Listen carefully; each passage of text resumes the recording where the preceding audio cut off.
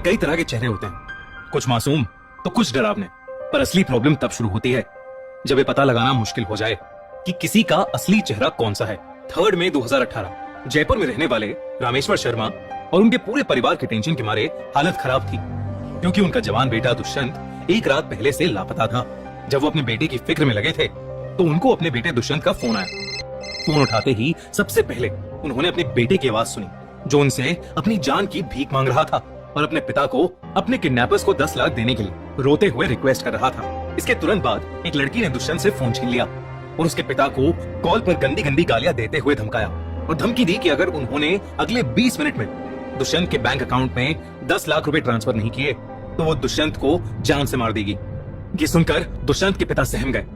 उनके पास सारी सेविंग्स मिलाकर भी सिर्फ 3 लाख रुपए ही थे। दुष्यंत के पिता ने सभी पैसे ट्रांसफर कर दिए, पर अब दुष्यंत का फोन स्विच ऑफ हो चुका था।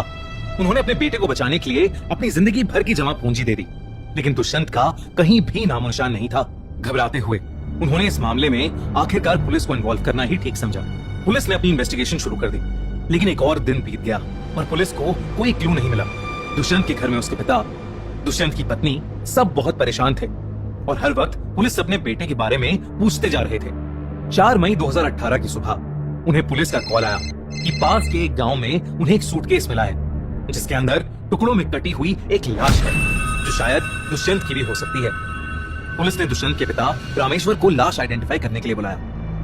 बॉडी की हालत इतनी खराब थी कि शक्ल पहचानना लगभग इम्पॉसिबल था, पर जब रामेश्वर ने देखा लाश के हाथ में वही अंगूठियां थीं जो दुष्यंत के हाथ में थीं, तो वो समझ गए कि वो उनके बेटे की ही लाश है। इसके बाद पुलिस ने सबसे पहले दुष्यंत के कॉल रिकॉर्ड्स निकाले और उन्हें पता चला कि दुष्यंत के फोन पर एक ही नंबर से काफी कॉल्स हुए थे। पुलिस ने उस नंबर को ट्रैक करना शुरू किया। ट्रैक हुई लोकेशन पुलिस को गांधीनगर रेलवे स्टेशन की पार्किंग में ले गई, जहां दुष्यंत की ही गाड़ी में एक 27 साल की लड़की और 2 20 साल के लड़के सामान डालकर कहीं भागने की कोशिश कर रहे थे।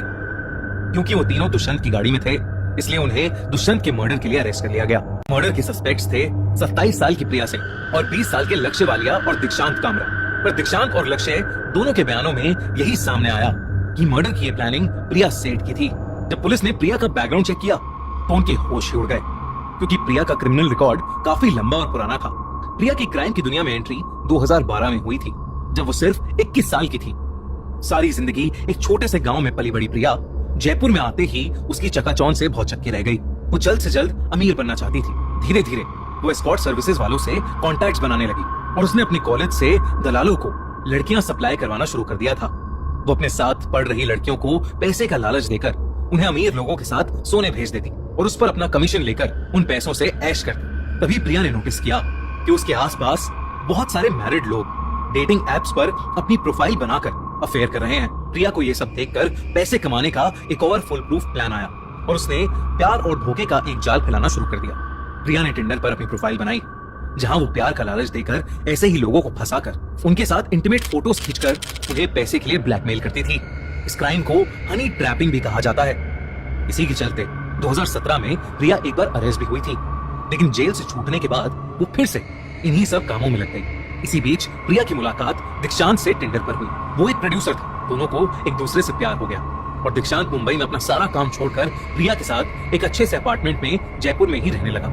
जेल से हाल ही में निकली प्रिया के पास ज्यादा पैसे नहीं थे, लेकिन उसे अपने शौक सैक्रिफाइस करना गवारा नहीं था, जिन्हें पूरा करता था दीक्षांत। और उन शौक को पूरा करने के लिए दीक्षांत ने कई लोगों से उधार लिया था और अब वो 21 लाख के कर्जे में डूब गया था। कर्जदार अब उन्हें जान से मारने की धमकी देने लगे थे। इस प्रॉब्लम से निकलने के लिए उन्होंने दीक्षांत के दोस्त लक्ष्य के साथ मिलकर एक प्लान बनाया।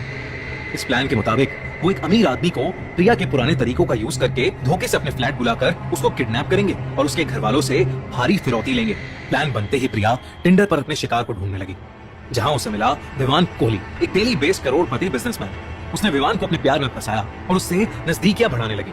2 बार कॉफी शॉप में उससे मिलने के बाद उसने विवान को रात बिताने का लालच देकर अपने घर बुलाया। विवान ललचाता हुआ सीधा प्रिया के घर पहुंचा, लेकिन दरवाजा खोलते ही उसका सामना हुआ दीक्षांत और लक्ष्य से, जिन्होंने उसको बहुत मारा और बिस्तर से बांध दिया।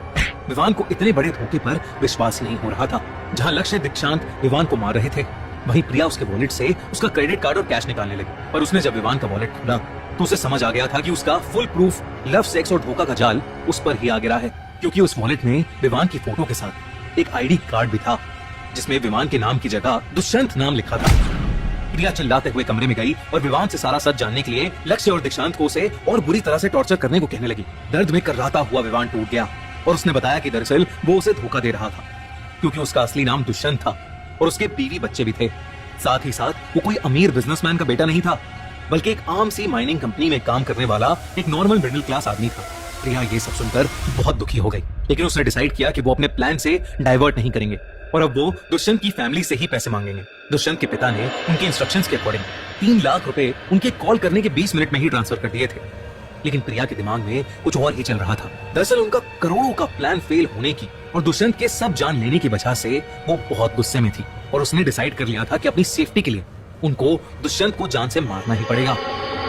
प्रिया के कहने पर दीक्षंत ने एक पिलो लिया और दुष्यंत का दम घुटने लगा, लेकिन कई बार कोशिश करने के बावजूद जब वो फेल हो गया तो गुस्से में प्रिया किचन से चाकू लाई और दीक्षंत को पकड़ा दिया।